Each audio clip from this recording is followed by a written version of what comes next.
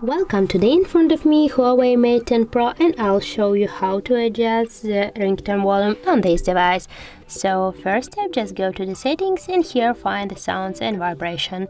Right there you'll see the ringtone, and just swap with your finger to the left and to the right.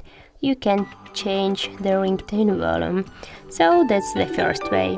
The second way is adjust by pressing with your finger here on the right side of your phone to the volume buttons, by tapping on the down volume button and to the up volume button.